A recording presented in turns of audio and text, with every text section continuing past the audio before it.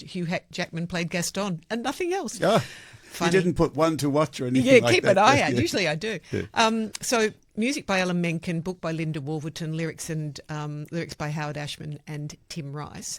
So it's running at the moment until 24th of Nov, so people have got plenty of time to see it. But you were there the same night as I was, weren't you? Right. Opening night. Opening night. Yeah. It's a Disney musical, isn't it? It is a Disney musical.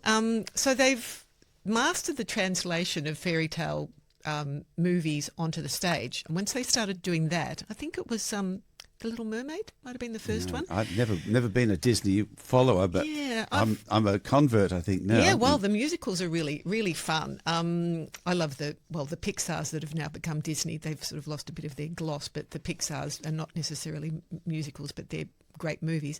So they're very lavish, absolutely lavish, aren't they? I mean, it's just everything that opens and shuts. And this one has lots of fabulous projections and other imagery that create things that fly in. There's the real magic. There is magic. Just everything that happens right from the start. You think, how did they do that? Yeah, yes, yeah. and then you move on, so you're not sitting there wondering too long. And there's an illusion, a person responsible for illusions, because there's a bit of, well, shall we say, levitation and various things like that. And we've seen other things like what was it? Groundhog Day, which had a bit of illusion as well, with people appearing and disappearing. So it's a production for the entire family, and it's like exotic costumes. Costumes are marvellous, impressive digital design, fabulous lighting, and remarkable illusions, as you mentioned, like absolutely vivacious and effervescent dance choreography. And Matt West is Matt West is the director and choreographer, and he was the original choreographer. So he's taken over both roles now. I love the choreo. I thought it was terrific. It was outstanding, and because all of those wonderful effects and things, they do what they do as they make you go ooh-ah, and you don't think about them. They're all about just reinforcing the spectacle. But the two big dance numbers, they blew me away. It was like watching an MGM movie come to life, and then Busby Berkeley with the overhead projections. Beautiful. That's clever. Be Our Guest, which is they're all dancing as cutlery and plates and imagery sort of changing, which was digital as well as costume, and terrific choreography. And then, as you say, that aerial view, which was the Busby Berkeleys or the Ziegfelds with feathers and fans and like watching an Esther Williams swimming thing from above. It's just gorgeous. It was really joyous. I was was almost laughing out loud with joy. Yeah. And lots of tap dancing too, which just draws me in. I mean, you've won me over if there's a good tap sequence. Well, Rowan Brown, who was playing Lumiere, who was the former French chef. He was great. Yeah, he's lovely. He is a great tapper. He's a terrific hoofer generally, but once he starts tapping, the crowd goes, whoa, whoopee. You can feel the energy, can't you, in the crowd? Yes, and this is what I felt too with the lead. I don't know what her name is. The beauty. The beauty is Shubhshri Kandia. Yep. He's playing Belle. She came across beautifully, and I don't want to cast nasturtiums on things, but what I didn't get from Chicago was the sense of the cast getting across into the audience. But here in Beauty and the Beast, they really sold out into the whole of the Majesties. They really did. They reached right up to the back of the circle. And Shubhshri Kandia was the Princess Jasmine in Aladdin. So she was also lovely in that beautiful, sweet, lovely tone. And it's a strong role too. It's very strong role. Not a namby-pamby, frail little princessy sort of thing. She's a modern woman, modern lass, isn't she? She's the bookish girl from the village who Gaston, he's the jock, I suppose. He's wonderfully vile. Oh, absolutely vile. He's not so much a villain as just, an strapping awful idiot. strapping idiot. Yeah. And he's been pursuing her and assumes he'll get her, and she's just sorry. Ends up in let's talk about she's in the palace with finally with the Beast, who is he was a prince who behaved badly towards a witch. Wouldn't invite her in when she needed help, and she bewitched him, and he's stuck there till someone falls in love with him, and he with her.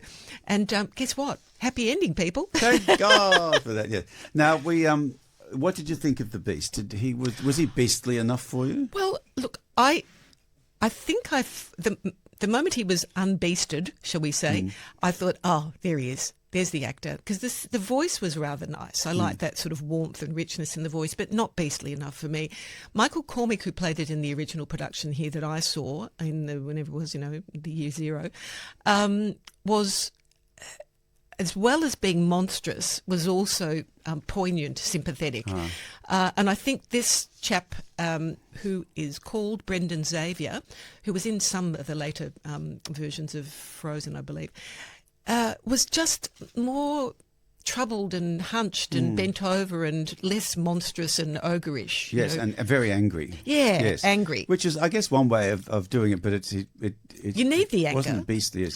He certainly wouldn't frighten the children or the horses. Yeah. It didn't look like. I think the fear was, the frightening stuff was all the projections of wolves leaping through the forest and things like that. So, look, I have to say, it was a lovely cast and leads and, ensemble, terrific. Yes. Just get out and look, have a it's look. a must-see. It And is. another thing, a show which has been and gone, we hope will come back, was The Exotic Lives of Lola Montez, a Moira Finucane production. Yeah. Now, It's actually Finucane and Smith. Smith, oh, And yes. the Smith is important It in is this one. actually, because the Smith is responsible for, I don't know who Smith is. Jackie Smith. Just responsible for the most amazing play, the script.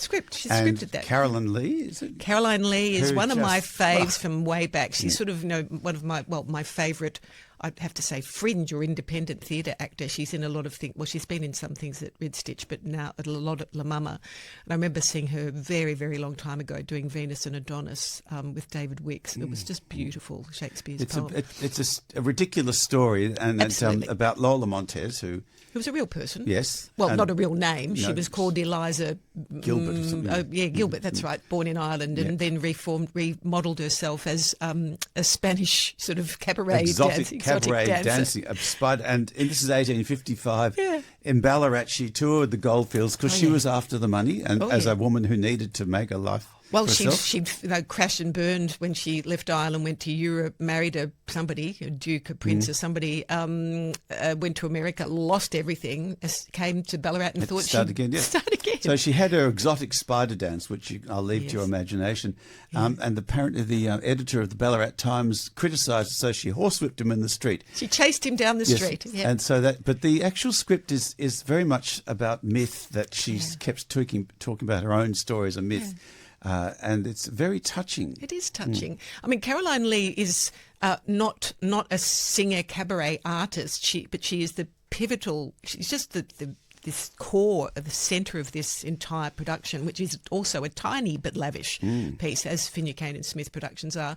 Moira Finucane is not in at this time. She's often doing her burlesque dances with milk bottles and feathers and things, but she's the director of this, and it's got her hand all over it. And there are other artists, burlesque artists, who appear as part of this performance, but Caroline Lee is the pivot. She's dressed in various costumes, but as you say, she's telling stories about all the unlikely, impossible, improbable, and occasionally true stories that have been told about her and that were written about her.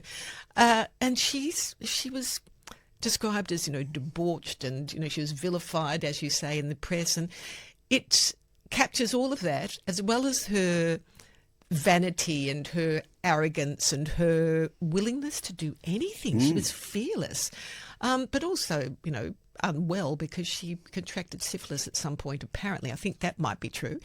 And I think died quite young. We don't see the actual spider dance, so we have to assume, what it will look like.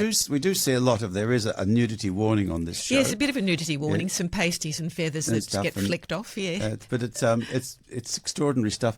And there was this sense, I've just lost what I wanted to say, but it was about how Carolyn Lee commands the stage in a way that you have to believe what she's saying, even though she's telling you what she's saying is not true. Yes, exactly. And it is.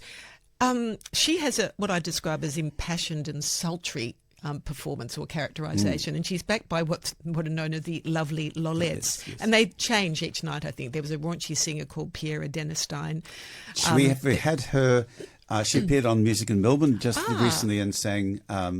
They called me Lola, the song from Damn Yankees, and fabulous voice. Beautiful voice. And she's also not only good at singing, belting out a standard, but an amazing operatic singer as well, which you get the full throat of and sound of at the end of the show. Yes. And a wonderful burlesque dancer. Maple Rose. Yes. And then a drag striptease as well, he was called Iva Rosebud. Yes. IVA Rosebud. And other artists joined the show on other nights.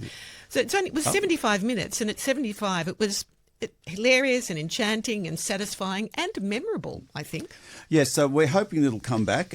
Put out, please, to where we saw it at Chapel of Chapel, or to get it back on, because it is a wonderful story, and it's the whole story of Lola Montez. Actually, for people of certain ages, people know who the name is, and it brings her to life in a real and unreal way. Yeah. Kate, we will wrap it up there. I'll just mention very quickly Castro's Children by Peter Fitzpatrick's new Australian musical, because they're so rare. Please, you've got only a week. I haven't seen it yet. Till the 13th, so it's only this week, about the children who were sent away from Havana during Castro's reign. Yeah. Good. All right, one to watch. Thanks very much for being with us, Kate, and we'll see you in a fortnight. Sure.